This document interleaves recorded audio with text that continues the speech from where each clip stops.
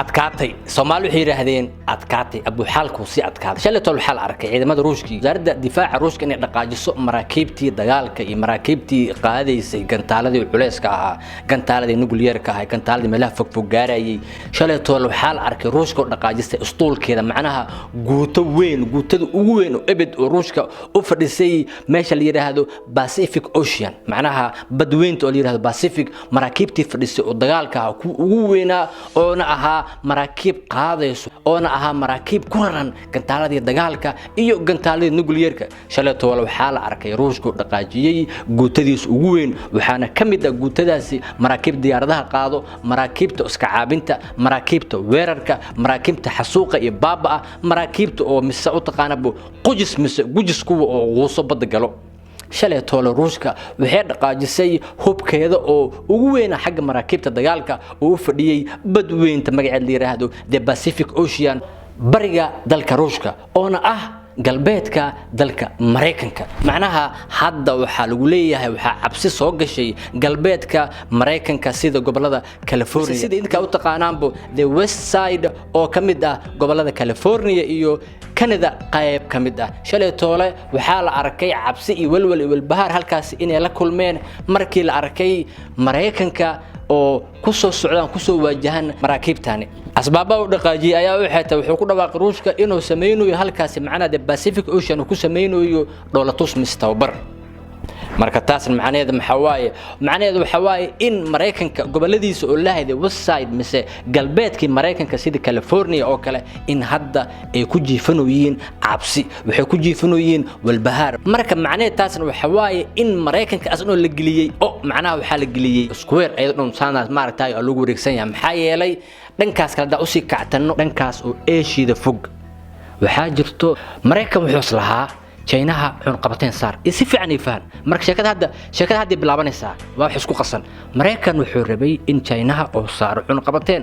qabateen to saarayna maxay ahayd wuxuu rabay badmareenka mise gacanka oo ugu muhiimsan China eena tahay meesha ay soo maraan bidacooyinkiisa shidaalka iyo maraakiibta u socoto China iyo ku ka soo baxay China meesha marayaan ayuu islaha meeshaas qabso xun qabateen saar meeshaas magaceed waxa la yiraahdaa Mareykan oo ku fikiray inuu qabsado waxa la yiraahdaa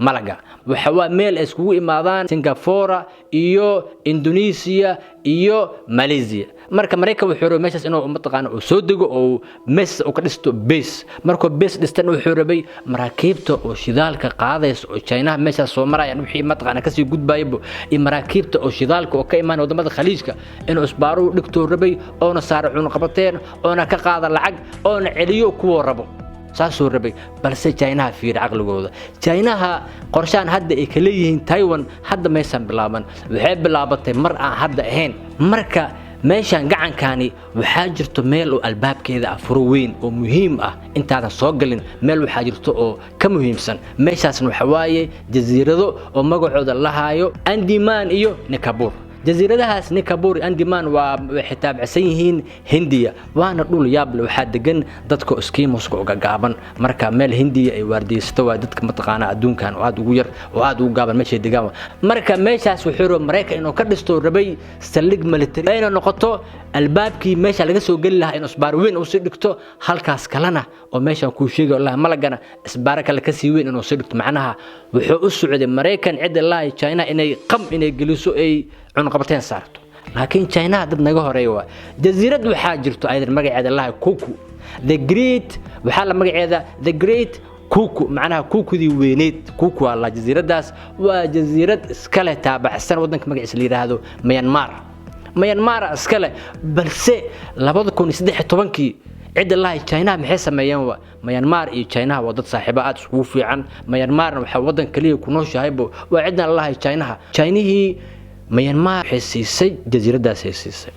halkaas wuxuu ka dhistay base military wuxuuna ka dhistay airport wuxuu ka dhistay meel diyaaradaha ka kacayaan marka wuxuu ka dhigay meeshaas base military oo wax walba u yaalo base military oo aad u weyn oo ka dhistay macnaheedu waxa waaye qof allaalo qofkii isku dayo inuu aniga gacmaha ila soo gal macnaha badayda halkaas oo meesh wax ay soo maraan ki isku dayo inuu xiro ee buu aninta u fadhiyaade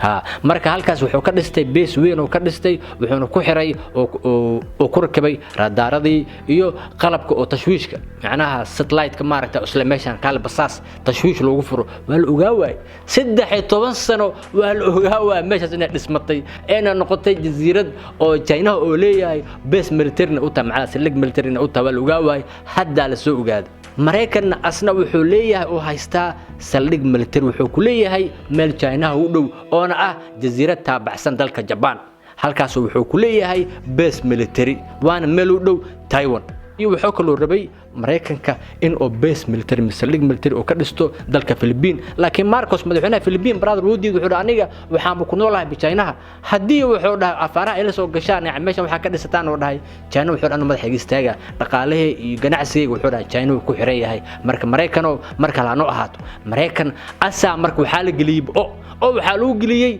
wadankiisa qaaradii oo lahayd North America halkaas laga soo weerar dhankaas waxa laga soo weerar oo Pacific Ocean halkan Pacific Ocean fogeed oo dhanka oo Asia ku taalna saldhigi oo ku lahaa oo maraakiibta ay u yaaleen ku dagaalka wax soo galay wax ka baxay malaha ayaa oo la geliyay oo kale Mareykan la sii geliyay waxay tahay waxa jirto jasiirad oo lahayd Falkland Island oo ku taalo Latin America waxaan iska le jasiiradaas Argentina Ingiriiska ayaa haysatay balse waxa dhacday Argentina Ingiriis in isku dagaalan sanadkii markuu 1982 isku dagaaleen Falkland Island meeshaas meesha la yiraahdo waaye hadda ayay soo laabatay arintii hadda wuxuu soo laabatay China ayaa maalgeliyay Argentina hubusi wuxuu iska dhici faaga macnaha Ingiriis wuxuu tabar ma laha soo cusho jasiiradaada marka halkaas maxaa waa China Ruushka iskaashaday waxay batageenbo Argentina halkaas ay ka dhisteen ayagana saldhigyo military maxaa waaye sababta ay tahay waxa waaye koonfurtii America laga soo weeraray xagan Latinta iyo dhankan kale Pacific iyo dhankan kale Asia America maraakiibteeda dagaalka ayaga oo la geliyay macnaha hadii uu dhac dagaal Mareykan maraakiibs dagaal inta ka soo bixin wadankiisa badweynta Mareykanka aab lagu baabi'inaa inta soo gaarin Asia iyo Europe China iyo Ruushka brother waxa marray ka soo fikireen mid kale oo yaab kale oo xeeta madaxweynihii dalka China ayaa wuxuu raacay maraakiibteeda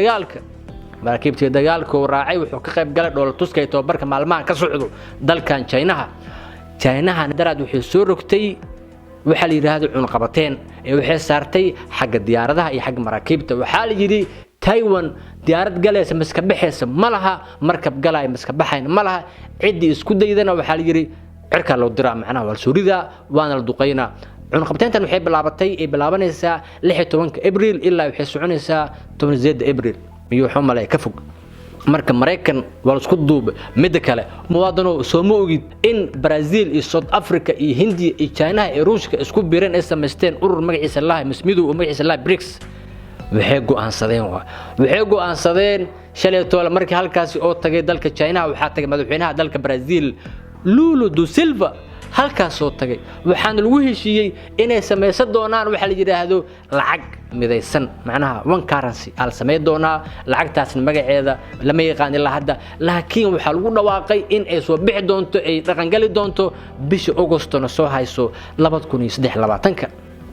dollar aqruda